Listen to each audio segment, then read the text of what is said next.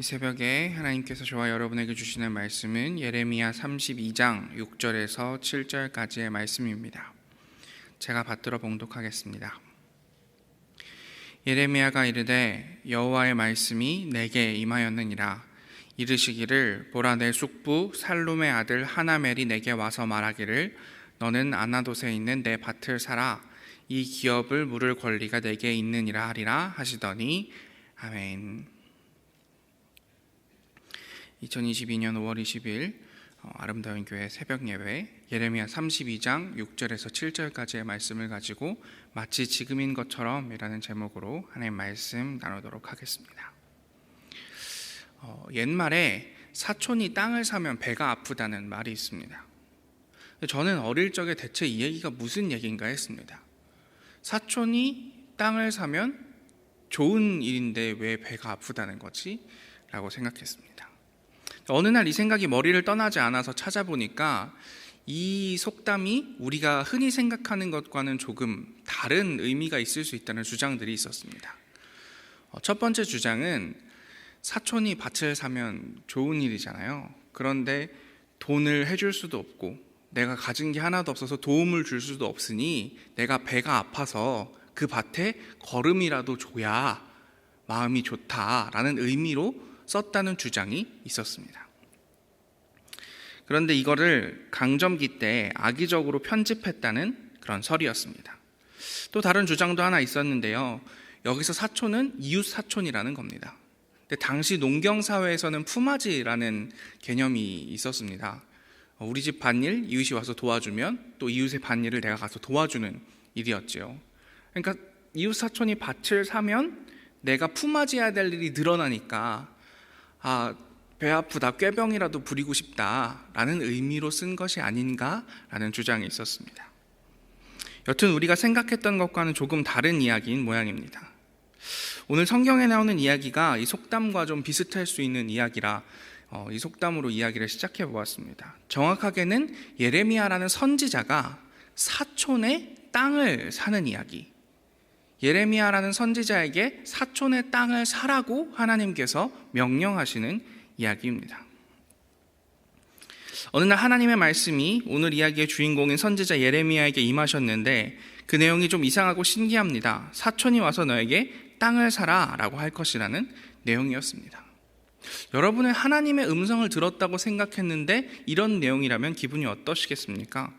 하나님의 말씀이라기엔 너무 일상적인 상황 같습니다. 누군가 저에게 와서 오늘 새벽 기도에서 기도를 하는데 하나님께서 저에게 음성을 들려주셨어요. 사촌이 오늘 저에게 땅을 살 거라고 이야기할 거라고 그렇게 말씀하시네요 라고 말한다면 저는 속으로 아니 하나님이 뭐 그런 거 알려주시는 분인가? 라고 이야기할 것 같습니다. 그런데 선지자인 예레미야는 저보다 믿음이 좋았던 모양입니다. 실제로 사촌이 와서 땅을 사라고 하자 군말 없이 그 땅을 삽니다. 거래가 끝나자 하나님께서 다시 말씀하십니다. 14절 말씀을 제가 읽어보겠습니다. 만군의 여호와 이스라엘의 하나님께서 이와 같이 말씀하시기를 너는 이 증서를 가지고 곧 봉인하고 봉인하지 않은 매매 증서를 가지고 토기에 담아 오랫동안 보존하게 하라. 그러니까 하나님께서 말씀하시는데 사촌이 와서 땅을 사라고 할 것이다 라는 이야기뿐만 아니라 거래가 끝나면 그 매매 증서를 도자기에 잘 담아서 보관해 두어라 라는 말씀까지 하나님의 명령으로 듣고 있다는 것입니다.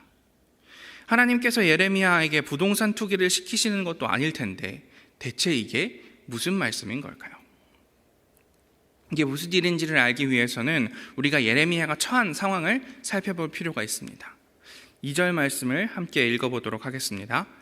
그때에 바빌론 군대는 예루살렘을 에워싸고 선지자 예레미야는 유다의 왕의 궁중에 있는 시위대 뜰에 갇혔으니 아멘.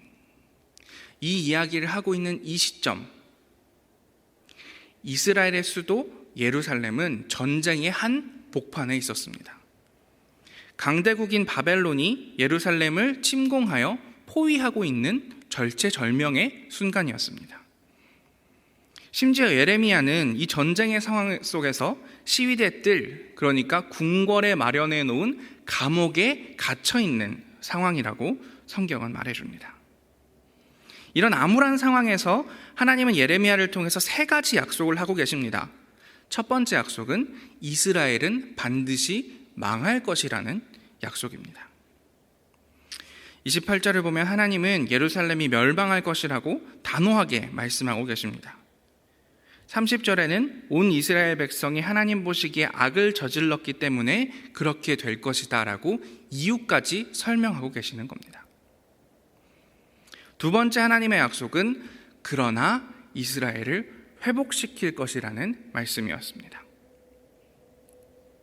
하나님은 36절에 말씀하십니다. 그러나 첫 번째 약속은 반드시 망할 것이다. 그런데 그러나 망한 뒤에 무언가 반전이 있을 거라는 의미입니다. 37절에 보면 돌아오게 하여 안전하게 살게 할 것이라. 쫓겨났던 사람들이 돌아와서 안전하게 살게 될 날이 올 것이라고 말씀하십니다. 그리고 38절은 더 놀랍습니다. 나는 그들의 하나님이 될 것이고 그들은 내 백성이 될 것이다.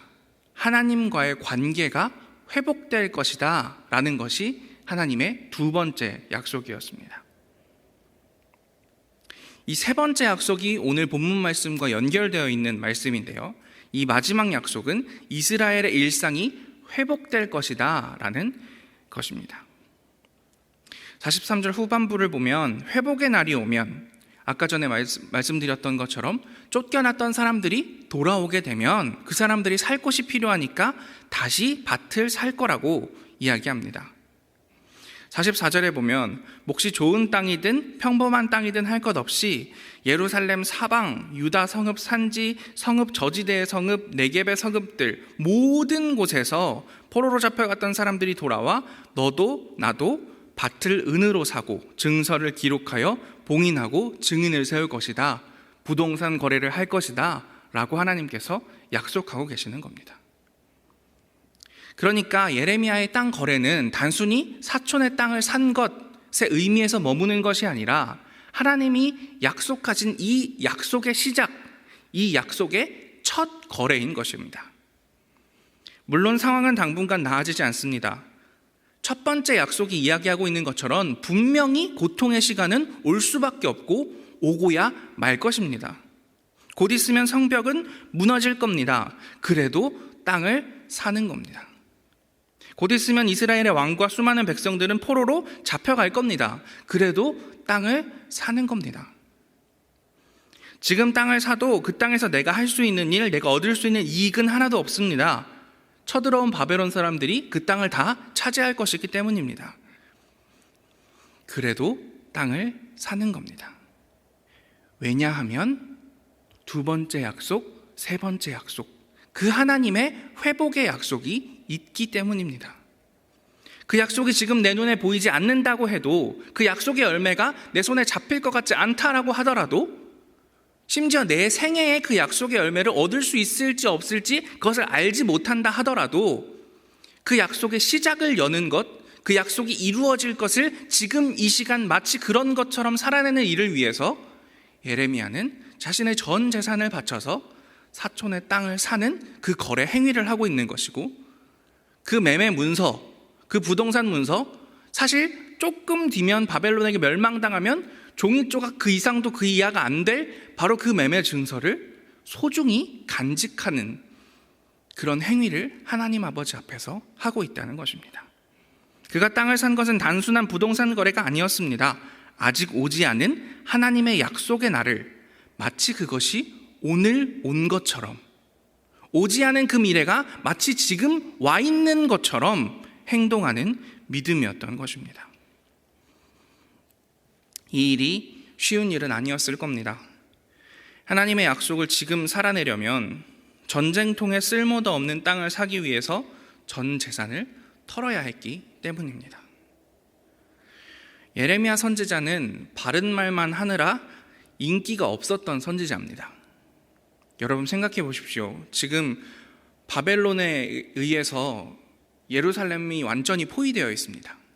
그럼 어떤 선지자가 인기가 있을까요? 우리가 지금 위기에 있지만 하나님께서 우리를 구해주실 겁니다. 끝까지 싸우면 우리가 승리할 수 있을 겁니다. 이렇게 말해야 전 국민적인 인기를 얻지 않겠습니까? 그런데 예레미야는 하나님께 아까 첫 번째 약속을 들었습니다. 예루살렘은 반드시 멸망할 거라고. 이스라엘이 죄를 지었기 때문에 그들은 용서받지 못하고 반드시 바벨론에게 멸망할 거라고 말입니다. 제가 예레미야 선지자였으면 조금 그런 얘기는 하나님께 들었지만 얘기 안 할 것 같습니다. 그런데 이 고지식하고 올곧은 선지자는 하나님의 말씀을 있는 그대로 말합니다. 너희가 잘못했기 때문에 바벨론에게 멸망당할 것이다. 차라리 그냥 항복하는 편이 우리에게 고통이 덜할 것이다. 이것은 하나님의 심판이다. 그러니 인기가 하나도 없었던, 심지어 이런 말을 해서 백성들에게도 미움을 받고 왕에게도 미움을 받아서 앞서 이야기했던 것처럼 궁전에 감옥에 갇혀있던 예레미야에게 무슨 돈이 있었겠습니까? 자신이 가지고 있던 전 재산을 들여서 사촌의 땅을 사고 평생 그 돈은 돌려받을 수도 없는 헛된 수고처럼 보이는 일이라는 것을 아마 그도 알았을 겁니다. 하지만 하나님의 역사를 시작하는 상징이 될 수 있다면, 하나님의 그 먼 미래의 약속을 오늘 내가 실천함으로 오늘부터 시작되는 일로 만들 수 있다면, 그 거래들의 시작이 오늘 나의 희생으로 인해서 시작되는 것이 될 수 있다면 손해를 감수해내는 것이 선지자 예레미야의 삶이었던 것입니다. 이 이야기가 오늘 우리에게 하는 말은 무엇일까요? 오늘 우리들은 예레미야 선지자와 같이 이미와 아직의 시간을 살고 있습니다. 예수께서는 우리에게 하나님의 나라를 약속하셨습니다. 그래서 우리 모두는 이 땅에 임할 하나님의 나라를 기다리는 사람입니다. 그래서 우리는 마치 지금 하나님의 나라에 사는 것처럼 살기를 도전받고 있습니다. 억울하고 힘겨운 눈물이 없는 세상, 모두가 하나님의 피조물로 존귀하게 도구화되지 않는 세상, 돈보다 더 소중한 나의 욕심보다 훨씬 귀한 것이 있다는 것을 알고 기꺼이 나의 것을 나누는 세상, 그 세상이 오늘의 현실을 들여다보았을 때 당분간은 오지 않을 것 같습니다.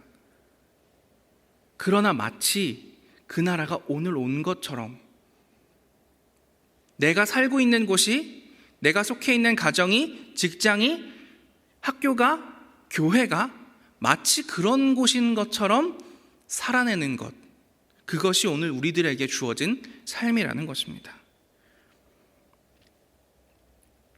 그런데 때때로 이런 말을 듣습니다. 가난한 사람들 도와야 한다는 거 알겠어. 하나님 나라를 위해서 손해를 감수하고 그리스도인들께 살아야 한다는 것도 알겠어. 그런데 내가 오늘 그렇게 힘써서 애써서 살아낸들 정말 세상이 바뀌기나 하나?